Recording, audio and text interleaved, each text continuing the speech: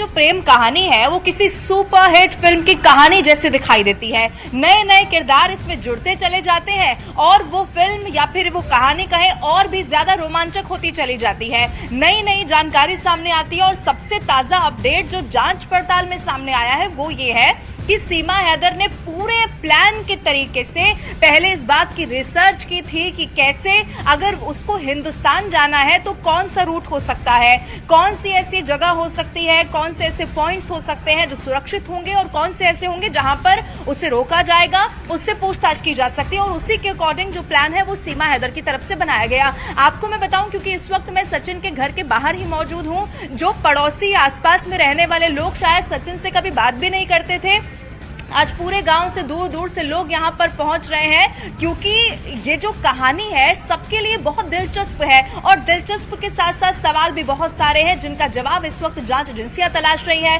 Update ये भी है कि यूपी एटीएस एक बार फिर से सीमा हैदर को ले गई है, लेकिन इन सब के बीच में सवाल ये भी है कि आखिर सीमा हैदर ने इतना बड़ा प्लान कैसे बनाया। ये बड़ी खबर हम आपको लगातार बता रहे हैं। यूपी एटीएस के रडार पर इस वक्त सीमा हैदर है। सचिन से भी पूछताछ की जा रही है क्योंकि इससे पहले जानकारी ये भी थी कि सचिन ने पूरा प्लान बनाकर दिया, लेकिन एक खबर ये भी है कि सीमा हैदर बहुत शातिर दिमाग की है। उन्होंने लंबे समय तक ये प्लान किया कि कैसे वो हिंदुस्तान में दाखिल हो सकती है और न सिर्फ वो खुद बल्कि अपने चारों बच्चों को लेकर कैसे वो सुरक्षित हिंदुस्तान पहुंच सकती है। और ऐसा ही हुआ, वो पाकिस्तान से निकलती है नेपाल के रास्ते और फिर हिंदुस्तान में दाखिल हो जाती है। 6 पासपोर्ट और कई सारे ऐसे दस्तावेज जो फर्जी बनाए गए। अब सुई जो है वो इर्द गिर्द इसी की घूम रही है कि कहीं सीमा हैदर कोई जासूस तो नहीं है और इसी की जांच पड़ताल की जा रही है। एक रिपोर्ट आप देखिए।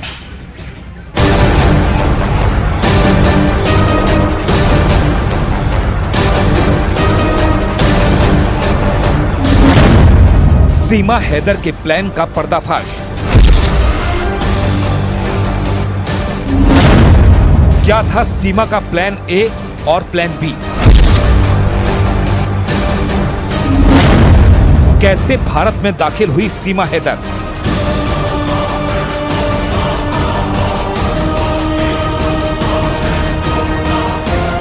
पाकिस्तानी नागरिक सीमा गुलाम हैदर के भारत में दाखिल होने का पूरा प्लान क्लियर हो गया है। बताया जा रहा है कि भारत में अवैध रूप से घुसने के लिए सीमा गुलाम हैदर ने प्लान ए और प्लान बी रेडी किया और 15 दिन के लिए नेपाल का टूरिस्ट वीजा सीमा हैदर के प्लान का सबसे बड़ा हिस्सा था। सूत्रों के मुताबिक सीमा गुलाम हैदर ने पाकिस्तान से ही भारत में घुसने के लिए बड़ी प्लानिंग की थी। सबसे पहले सीमा हैदर ने नेपाल के लिए 15 दिन का टूरिस्ट वीजा अप्लाई किया और सीमा हैदर को 15 दिन का टूरिस्ट वीजा आसानी से मिल गया क्योंकि 10 मार्च को भी सीमा 7 दिन का वीजा लेकर नेपाल आई थी, जिसका फायदा उन्हें दोबारा नेपाल का टूरिस्ट वीजा लेने में मिला।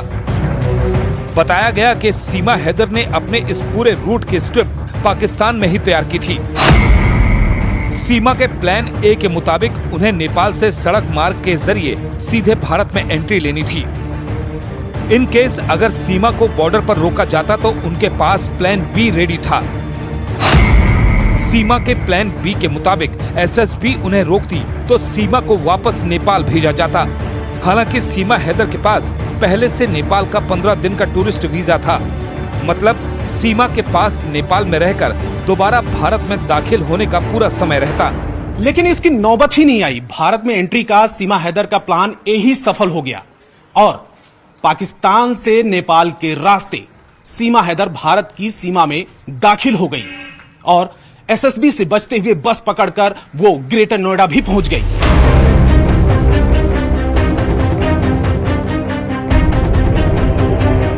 इस बीच सीमा हैदर मामले की पड़ताल के दौरान न्यूज 18 को इस बात का पता चला कि भारत में अवैध तरीके से घुसने के लिए सीमा ने नेपाल और भारत की 8 सीमाओं की जानकारी जुटाई थी। पुलिस एफआईआर के मुताबिक 10 मई को सीमा हैदर अपने बच्चों के साथ पाकिस्तान से नेपाल की राजधानी काठमांडू पहुंची थी। पुलिस सूत्रों का दावा है कि 13 मई को सीमा हैदर नेपाल से यूपी के सिद्धार्थनगर बॉर्डर से भारत में दाखिल हुई थी और जब न्यूज 18 की टीम ने सीमा के नेपाल से भारत में आने की पड़ताल शुरू की तो हैरान कर देने वाली जानकारी सामने आई। पाकिस्तानी महिला सीमा हैदर नेपाल के रास्ते भारत में दाखिल हुई थी, लेकिन उससे पहले उसने तकरीबन 8 बॉर्डर की ऐसी जानकारी जुटाई थी जिसके जरिए वो पता लगा सके कि वो किस रास्ते से भारत में दाखिल होगी। सीमा ने करीब 8 बॉर्डर की ऐसी जानकारी जुटाई थी जिसके जरिए वो पता लगा सके कि वो किस रास्ते से भारत में दाखिल होगी। सीमा ने जिन 8 बॉर्डर की जानकारी जुटाई थी उनमें यूपी के महाराजगंज का सुनौली और सिद्धार्थनगर के साका बॉर्डर के साथ उत्तराखंड के चंपावत जिले का बनबसा बॉर्डर शामिल है। इसी तरह बिहार के मोतिहारी जिले का रक्सौल, सीतामढ़ी बॉर्डर और अररिया जिले का जोगबनी बॉर्डर भी है। इसके अलावा पश्चिम बंगाल के दार्जिलिंग का काकरभिट्टा बॉर्डर और सिलीगुड़ी बॉर्डर की भी उन्होंने जानकारी जुटाई थी। मतलब जिस प्यार के लिए सीमा ने भारत आने का दावा किया है उसके लिए सीमा का होमवर्क बहुत अच्छा था। सीमा के पास बॉर्डर से लेकर सिक्योरिटी की पूरी डिटेल थी, जिसका फायदा भी सीमा हैदर को मिला। अब अवैध तरीके से सीमा हैदर हिंदुस्तान आ तो गई हैं, लेकिन इस वक्त उनकी जुबान पर सिर्फ एक ही अपील है। वो भारत सरकार से अपील कर रही हैं कि उन्हें नागरिकता दे दी जाए, लेकिन ये हिंदुस्तान है, यहाँ कानून मनवाया भी जाता है और खुद माना भी जाता है इन सब के बीच में। इसीलिए आपको बता दें कि यूपी एटीएस के रडार पर सीमा हैदर लगातार है। इस वक्त की एक और बड़ी खबर भी इसी से जुड़ी हुई है। एक बार फिर से सीमा हैदर से आज पूछताछ हो रही है। इससे पहले भी पूछताछ हुई थी। फहरिस्त लंबी है सवालों की, क्योंकि बहुत सारे ऐसे सवाल हैं जिनमें यह भी शामिल है कि काठमांडू से भारत की डायरेक्ट जो बस थी वो आखिर क्यों नहीं ली गई, पोखरा को क्यों चुना गया, आखिर कितने मोबाइल फोन को बदला गया, कितने सिम कार्ड तोड़े गए और आखिर फर्जी आधार कार्ड क्यों बनवाए गए। ये सारे सवाल जिनके जवाब सिर्फ और सिर्फ या तो सीमा जानती है या फिर सचिन इसका जवाब दे पाएंगे। और यही कारण है कि एक बार फिर से यूपी एटीएस की टीम यहां पर पहुंचती है सचिन के घर, जहां पर सीमा मौजूद थी, और सचिन और सीमा को एक बार फिर से यूपी एटीएस ले जा चुकी है। एक बार फिर से आज पूछताछ की जा रही है। ये सीमा हैदर का घर है। सीमा हैदर और सचिन मीणा। कोई है यहाँ पे? है कोई? तो तमाम लोग यहाँ पर देखिए, मैं भी इस समय बुला रहा हूं, बुलाने की कोशिश कर रहा हूं, लेकिन जो हमें खबर मिली है वो एटीएस पूछताछ करने के लिए सीमा हैदर को यहां से लेके गई है ग्रेटर नोएडा के रबुपुरा से। इसी घर में दोनों लोग रहते हैं। सचिन मीणा का घर है, परिवार है, और यहीं पर सीमा हैदर भी रहती हैं। लेकिन आज सुबह दोनों को यहां से एटीएस पूछताछ के लिए ले गई है। रबुपुरा में ये सीमा हैदर और सचिन मीणा का घर है, उनकी कॉलोनी है, और यहीं पर वो लोग रहते हैं। और सबसे पहले घर के बाहर तस्वीरें दिखाएं कि यहां पर तमाम लोग इकट्ठा हुए हैं। पिछले कई दिनों से लोगों का जमावड़ा यहां पर लग रहा है। दूर दूर से लोग यहां पर मिलने के लिए आ रहे हैं, हालचाल पूछने के लिए आ रहे हैं और सीमा हैदर से बातचीत करने के लिए आ रहे हैं। ये बताइए कि सीमा से मिलने आई थी आप? हाँ जी, सीमा से मिलने आए हैं। मुलाकात हो पाई? नहीं हो पाई है, अभी तो गेट ही नहीं खोल रहे हैं वो लोग, तो मुलाकात कहाँ से होगी बोलिए। अच्छा, कभी मिल पाई आप? नहीं, मैं तो पहली बार आई हूँ मिलने के लिए। क्या बातचीत करती है? क्या बातचीत करती है? ऐसे देखती कि मतलब भारत की, पाकिस्तान को छोड़ के भारत के लिए आई है, ऐसी क्या खास बात है, बस वही देखने आती।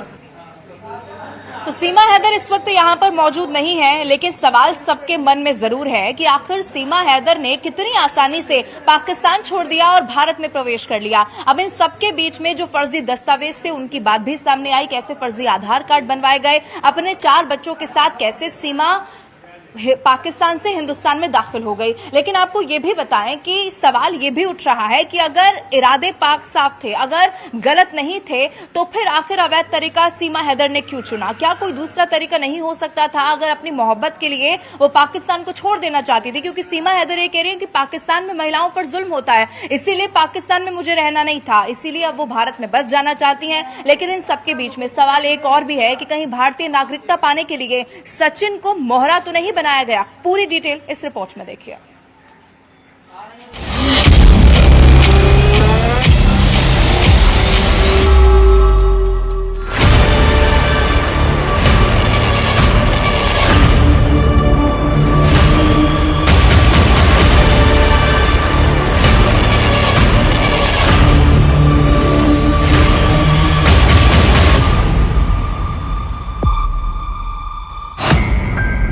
सचिन, सीमा और सस्पेंस।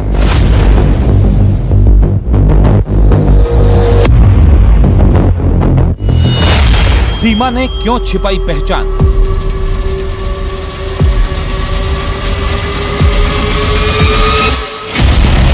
कैसे बना सीमा का फर्जी आधार कार्ड?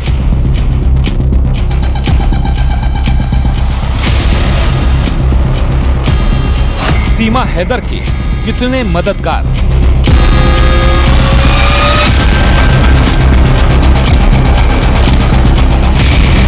क्या है सीमा हैदर का असली मकसद?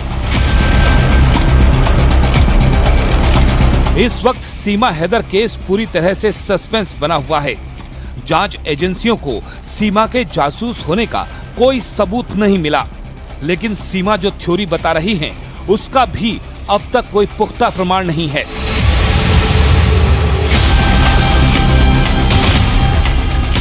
खुफिया एजेंसियों के सूत्रों के हवाले से खबर है कि सीमा हैदर भारत की नागरिकता पाने के लिए पाकिस्तान से आई हैं, जिसके लिए सीमा हैदर ने सचिन को मोहरा बनाया। ये शक इसलिए जताया गया क्योंकि सीमा की बच्चों के साथ पाकिस्तान से प्यार के लिए भारत आने वाली थ्योरी जांच एजेंसियों के गले नहीं उतर रही और इसी वजह से खुफिया एजेंसियों की नजर सीमा हैदर से नहीं हट रही है। सूत्रों के मुताबिक खुफिया एजेंसियों को शक है कि सीमा हैदर प्यार की आड़ में उनके प्रेमी बताए जा रहे सचिन मीणा का इस्तेमाल कर रही हैं। सूत्र ये भी बताते हैं कि भारत की नागरिकता पाने के लिए सीमा ने सचिन को मोहरा बनाया ताकि भविष्य में उन्हें भारत में रहने में किसी तरह की कोई परेशानी न हो। हालांकि पुलिस सूत्रों के मुताबिक कई दिनों की पूछताछ के बाद भी यूपी एटीएस को सीमा के जासूस होने का कोई सबूत नहीं मिला। हालांकि पुलिस सूत्रों के मुताबिक कई दिनों की पूछताछ के बाद भी यूपी एटीएस को सीमा के जासूस होने का कोई सबूत नहीं मिला, लेकिन शक ये जताया जा रहा है कि उन्हें किसी खास मकसद के लिए ट्रेंड करके भारत भेजा गया है।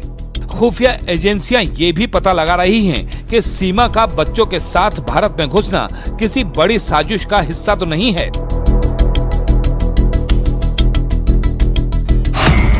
सूत्रों के मुताबिक महिला सीमा गुलाम हैदर ने पाकिस्तान में रहकर भारत आने की पूरी रिसर्च की थी। उसने नेपाल से भारत जाने वाले कुल 8 बॉर्डर के बारे में पूरी जानकारी जुटाई ताकि उसे पता लग सके कि किस बॉर्डर पर कितनी चेकिंग होती है और भारत नेपाल के मौजूदा वक्त में रिश्ते कैसे हैं। कहीं सरहद पर चेकिंग अभियान तेज तो नहीं।